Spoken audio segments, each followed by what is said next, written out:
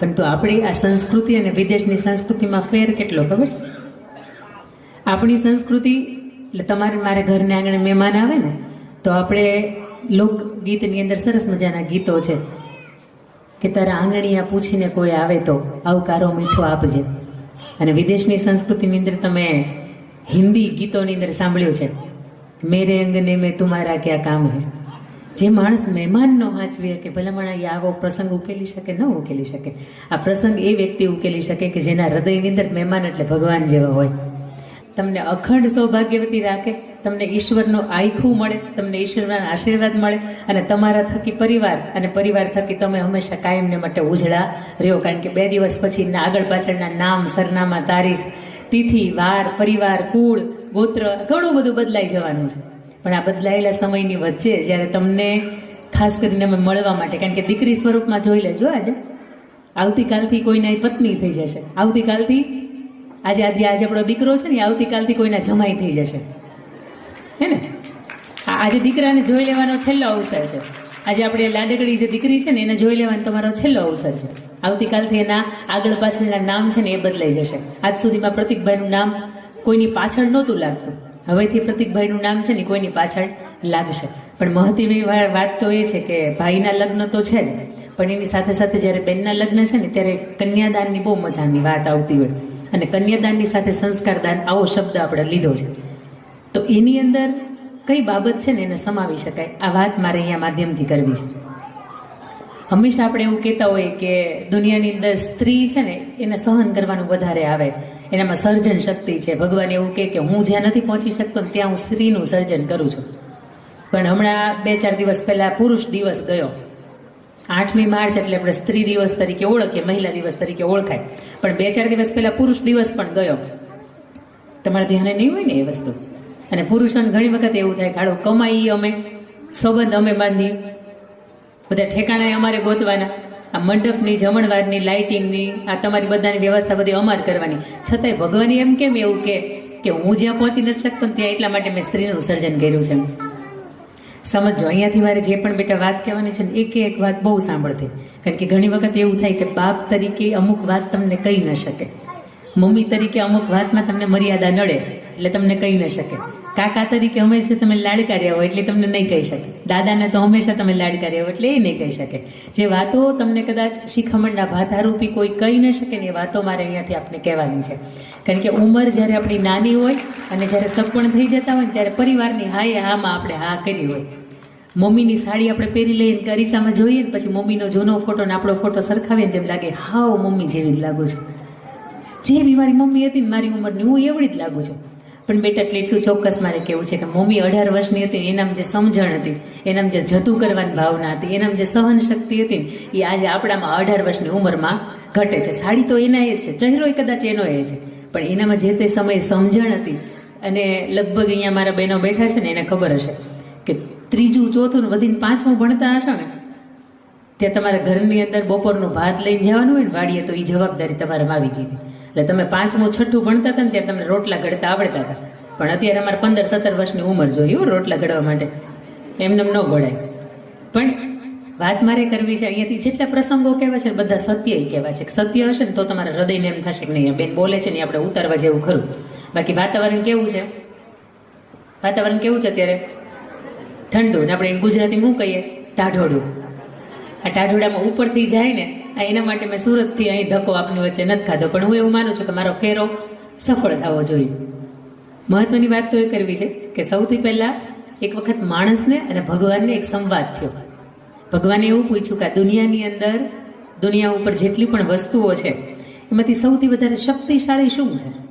એટલે માણસને એવું થયું કે જો હું ડાયરેક્ટ એમ કહી દઈશ કે હું શક્તિશાળી છું તો ભગવાન એવું કહેશે તને તો મેં બનાવ્યો.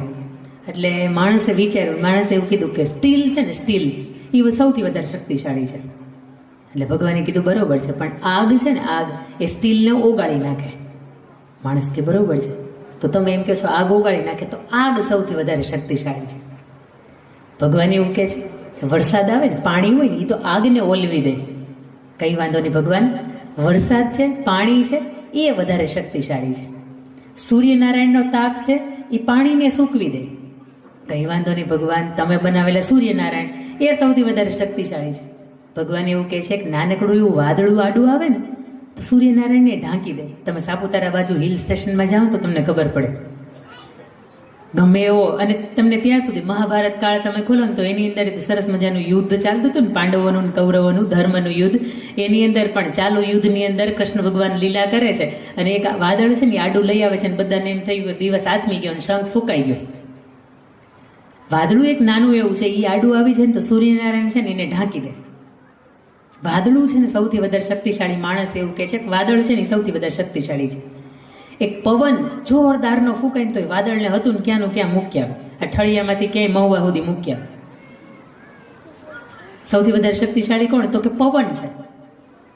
કઈ વાંધો નહીં, પવન ગમે એટલી ગતિથી આવતો હોય, તમે દરવાજો બંધ કરી દો, બારી બંધ કરી દો, એ માણસ છે ને કે આ કરી શકે. એટલે પવન ગમે એવી ગતિ હોય તો એને રોકી શકે. એટલે સૌથી વધારે શક્તિશાળી કોણ? તો એટલે માણસ આમ કોલર ઊંચો કરીને કે તો હું કહેતો તો સૌથી વધારે શક્તિશાળી હું છું. પણ તો હું તમને ડાયરેક્ટ કહી દઉં કે હું છું તો તમે આટલી બધી પ્રક્રિયામાંથી પસાર ન થાવ. પણ તમે સમજો ભગવાને તરત કીધું કે માણસ આમ મૂછું મરોડતો હોય, 25-50 લોકોની વચ્ચે આમ ઊભો હોય ને તો આમ દેખાતો હોય બધાની વચ્ચે, કોઈનો પડ્યો બોલ હોય ને ઝીલતો ન હોય, કોઈનું માનતો ન હોય, ઈ કે ઈ પ્રમાણે સમાજ ચાલતો હોય. પણ એ ઘરને આંગણે આવે તો કઈ એવી શક્તિ છે જેની પાસે સાવ ચૂપ થઈ જાય, એની પાસે એને બોલવાનું બિલકુલ મન ન થાય. અને ત્યારે ભગવાનને પુરુષ એવું કહે છે કે એ મારી દીકરી છે, એ મારી બેન છે, એ મારી પત્ની છે અને અથવા તો એ મારી માતા છે. આ ચાર જ શક્તિ એવી છે કે એની સામે મને એમ થઈ જાય કે હું ચૂપ થઈ જાઉં. કારણ કે જેણે મને સર્જન કર્યો છે, જેણે મને જન્મ આપ્યો છે, જે મારી આંગળી પકડીને ઘરને આંગણે ચાલી છે, કે જેણે મારા કાંડે પોતાનો જીવને જે થાય ને પણ મારી રક્ષણ થાય એટલા માટે જેણે કાંડે રાખડી બાંધી છે, કે જે એવી પત્ની અર્ધાંગના કે જેના ગળાના ઘરેણા છે ને એ મને કાઢીને આપી દીધા છે મારા કઠિન સમયની અંદર. અને જે માતા કે એને એક હુયાણીની જરૂર હતી પણ એક સમયમાં એક સુયાણી નહોતી, અને કેટલી બધી પીડા વેઠીને કેટલી બધી વેદનાઓ વેઠીને મને જેણે જન્મ આપ્યો છે. આ ચાર શક્તિ મારા જીવનમાં એવી છે કે હવે મને ચૂપ થઈ જવાનું મન થાય. આ શક્તિ અત્યારે જે શક્તિ સ્વરૂપમાં બેઠી છે ને એ તમને દિવ્યાબેન આ શક્તિ દેખાય છે. અને આ શક્તિને આજે આશીર્વાદ આપવા માટે આવ્યા છે. આ શક્તિના જીવનની અંદર એના ભરથાર સારો મળ્યો છે, પરિવાર સારો મળ્યો છે, કુટુંબને ખાનદાન સારું મળ્યું છે. ત્યારે આવો આપ સૌ પ્રાર્થના કરીએ કે એમને ઈશ્વર જે પણ આયુષ્ય આપે, એમના એ આયુષ્ય કાળની અંદર એના પરિવારને ખૂબ પ્રેમ આપી શકે, એનો પરિવાર એને ખૂબ પ્રેમ આપી શકે, અને એના જીવનની અંદર એનો જોડીને એના ચાંદલો સદાય અખંડ રહે. અને આ લક્ષ્મી થઈને જાય છે. પણ એવું કહેવાય છે કે વહવારું થઈને વાલો આવશે રેલો. તો આ લક્ષ્મી થઈને જાય છે તો સામે અષ્ટલક્ષ્મી થઈને એક લક્ષ્મી ફરીથી આંગણે ઘરે આવે છે. પણ આ પરિવારનો પ્રસંગ છે, આ લગ્નનો પ્રસંગ છે. અને લગ્નની અંદર મારે ખૂબ મજાની તમને લગ્નનો મંડપ નખાય ને, પોતાનું મનગમતું પાત્ર મળે ત્યારથી લઈને છેક વિદાય થઈ જાય અને એના સાસરિયાની અંદર એના દાંપત્ય જીવનની અંદર કેવી રીતે રહેવાનું છે, આટલા પ્રસંગોની હારમાળા મારે તમને કેવી છે.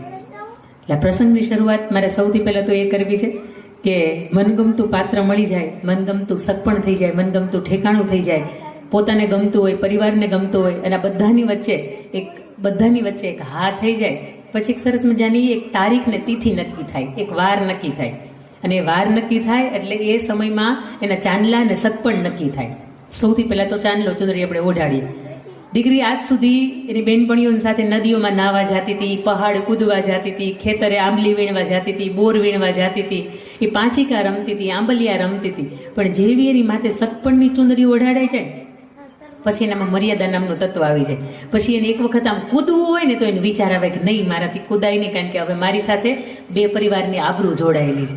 એટલે દીકરી શાંત થઈ જાય, એ ધીમી થઈ જાય, કારણ કે એની અંદર મર્યાદા નામનું જે તત્વ છે ને એ ઉમેરાઈ જતું હોય. એને અહેસાસ થઈ જાય કે હવે તો મારા સગપણ થઈ ગયા અને બસ હવે બહુ ઓછા દિવસોની, ઓછા મહિનાઓની હું આ પરિવારને આંગણે હવે મહેમાન છું.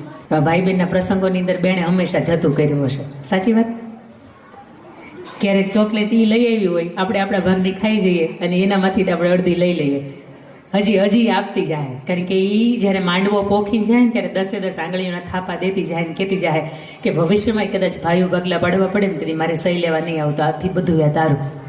અત્યાર સુધી તમે નાની નાની વાતની અંદર ઝઘડી લીધું હશે, પણ આજથી જ્યારે 1-2 દિવસમાં એ જતી રહેશે ને ત્યારે બધું એમ કહેશે કે આજથી હવે આ બધું તારું.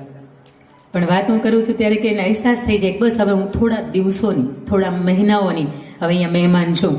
અને એવું કહેવાય કે પરોણા એના પોરવાઈ ગયા હોય, એના જે મોતીના જે ચાકળા, જે તોરણિયા હોય એ પોરવાઈ ગયા હોય, સરસ મજાની ખરીદી થઈ ગઈ હોય, ચૂંદડીની, એના ઝાબની, એના મોજડીની, એના વાણીની, એના પાનેતરની સરસ મજાની ખરીદી થઈ જાય અને અંતે એ ખરીદી થઈ ગયા પછી એના પટોળાની બાંધણીની ખરીદી થઈ જાય, મનગમતું જેટલું પણ જોતું હતું એ બધું આવી જાય અને અંતે એ સમય આવે કે જ્યારે લગ્નની તારીખ ને તિથિ નક્કી થાય.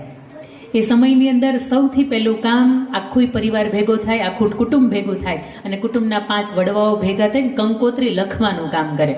અને આપણે લોક સાહિત્યની અંદર, લોક સંગીતની અંદર સરસ મજાની એક ગીત છે,